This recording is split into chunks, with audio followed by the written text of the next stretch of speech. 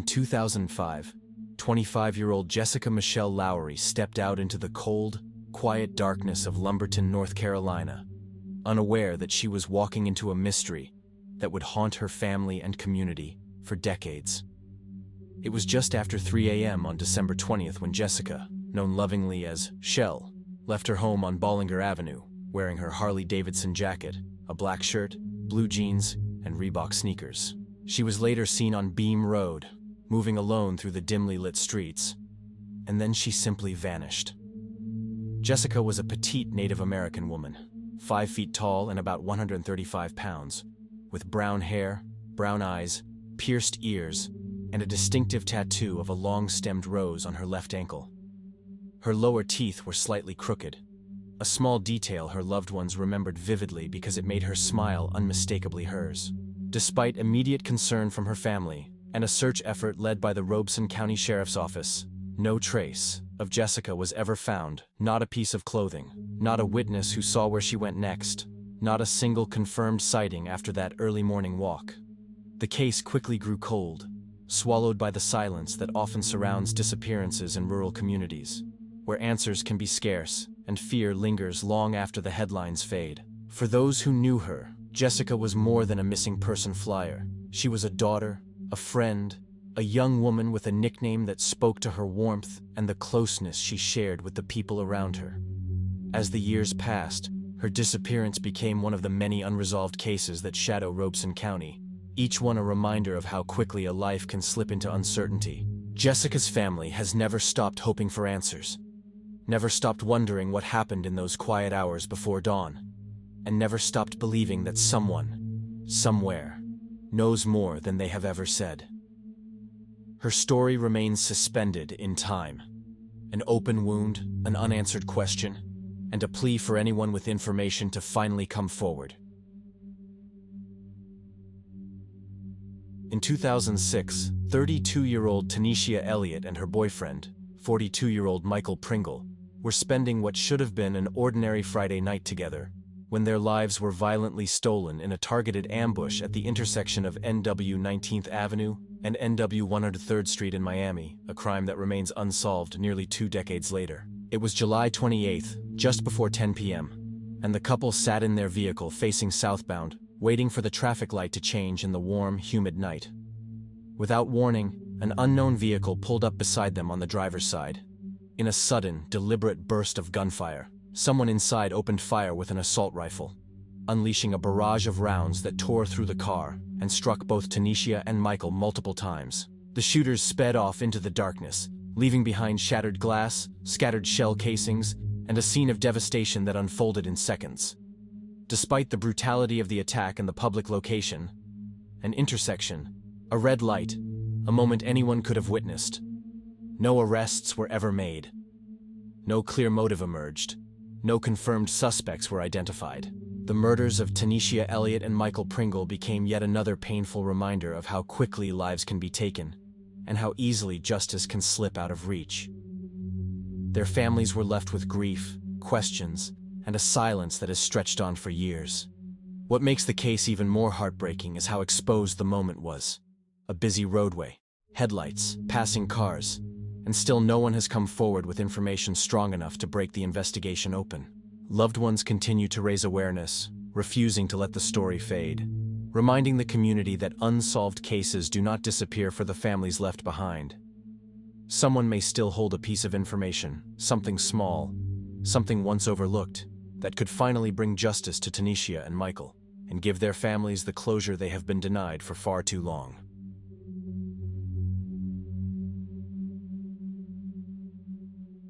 In 2000, 24-year-old Timothy Lee Navarro was just beginning a new year when his life was violently cut short inside his Lancaster, California condominium, a crime that would leave investigators grasping for answers and a community shaken. Shortly after midnight on January 2nd, neighbors called 911 after hearing gunfire at Navarro's residence on West Avenue J13. Shortly after midnight on January 2nd, neighbors called 911 after hearing gunfire at Navarro's residence on West Avenue J13. When deputies arrived, they found Timothy in his kitchen, fatally struck by multiple gunshots. With evidence suggesting he had tried desperately to flee his attackers, another shotgun blast had torn into a nearby wall, marking the chaos of those final moments.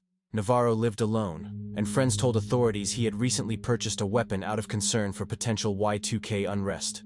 A weapon that was missing from the scene and may have been used against him. Neighbors reported seeing 3 unidentified men running from the area and climbing into a dark-colored car shortly after the shooting. A detail that offered investigators a sliver of direction, but no solid leads. Detectives quickly ruled out gang involvement and instead focused on people who knew Timothy or had interacted with him in the past, believing the attack was targeted rather than random. Still, without witnesses willing to come forward, the case stalled. "It's going to be difficult to solve without the cooperation of the public," Sergeant Ray Rodriguez said at the time, acknowledging the uphill battle ahead. Timothy's death, occurring just hours into the new millennium, underscored the persistent reality of gun violence in the region, and left his loved ones grappling with the sudden loss of a young man whose future had been stolen in an instant. More than 2 decades later, his murder remains unsolved, a chilling reminder of how quickly a life can be taken and how silence can bury the truth. In 2002, 21-year-old Taneka Butler was spending time with friends outside a residence on North Slocum Street in Goldsboro, North Carolina, when her life was suddenly and violently cut short. It was just after 3 a.m. on January 10th when gunfire erupted in the quiet neighborhood. Witnesses later told police that 2 shooters opened fire, sending everyone, including Taneka, running for cover. In the chaos, Taneka was struck by a bullet and collapsed in the driveway. Patrol officers from the Goldsboro Police Department responded to a shots-fired call and arrived to find her lying wounded on the ground. Despite emergency efforts, she sadly died at the scene. Taneka was a young mother of 2 daughters, known for her warm personality and close ties to her community. Her death left a deep void in the lives of her children, family, and friends. The randomness of the shooting and the lack of immediate suspects only intensified the heartbreak. Investigators launched a full-scale inquiry, but the case quickly stalled. Though witnesses confirmed the presence of 2 shooters, no one could provide enough detail to identify them. No arrests were made, and the case remains unsolved. Over 2 decades later, Taneka's family still waits for justice, clinging to the hope that someone who was on that street that morning will come forward with the missing piece of the puzzle. Her story stands as a painful reminder of how quickly lives can be stolen by senseless violence, and how many families are left with unanswered questions. Taneka Butler's name lives on in the memories of those who loved her, a symbol of a life taken too soon, and a case that still cries out for resolution. In 2010, 32-year-old Kaamilya Muhammad was senselessly murdered during a celebration meant to honor Black culture and community. On September 5th, she was attending the Black Men of Labor's annual Second Line Parade in New Orleans, a vibrant event founded in 1993 to celebrate the contributions of Black men in the workplace and preserve traditional jazz music. Kaamilya was with her neighbor's 3 children and her 2-year-old niece, enjoying the festivities, when chaos erupted. 3 men began shooting into the crowd. According to police, one of the gunmen walked directly up to Kaamilya and sadly took her life. She was pronounced deceased at the scene. 4 others were injured in the gunfire. The shooting turned a joyful gathering into a crime scene, and despite the recovery of a handgun a block away, no suspects have ever been arrested. Kaamilya's death devastated her family. Her sister fell into a deep depression, unable to leave her bedroom for over a year. Though she eventually regained enough strength to work and care for her son, the emotional scars remain. "She still ain't right," Kaamilya's mother said, reflecting on the lingering pain. The family continues to receive trauma counseling, but the loss is ever present. Each year, they honor Kaamilya's memory by going out to eat on her birthday, a small ritual to keep her spirit alive. Her mother, Kaamilya Muhammad, holds on to faith that justice, whether through the legal system or karma, will prevail. "No one gets away with anything in this life. Nobody," she said.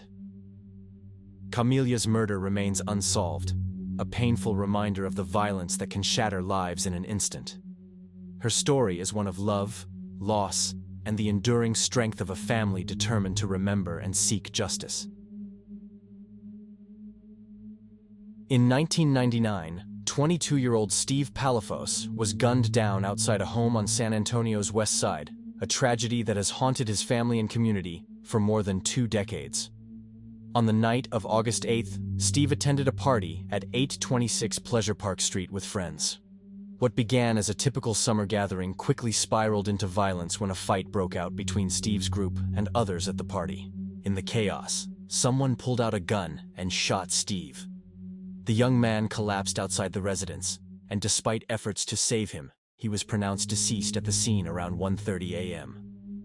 Witnesses scattered as police arrived, leaving investigators with little information to pursue. Steve's murder remains unsolved, and detectives with the San Antonio Police Department continue to search for answers. Crime Stoppers has long urged anyone with knowledge of the events that night to come forward, stressing that even the smallest detail could help identify the suspect or suspects responsible. For Steve's loved ones, the pain of losing him has never faded. He was only 22, with his whole life ahead of him, cut short in a senseless act of violence. Spreading awareness of Steve Palafos's case is crucial. Someone who was at that party knows the truth, and silence has allowed his killer to remain free for 23 years. By keeping his story alive, we honor Steve's memory and remind the community that justice is still possible if those with information find the courage to speak.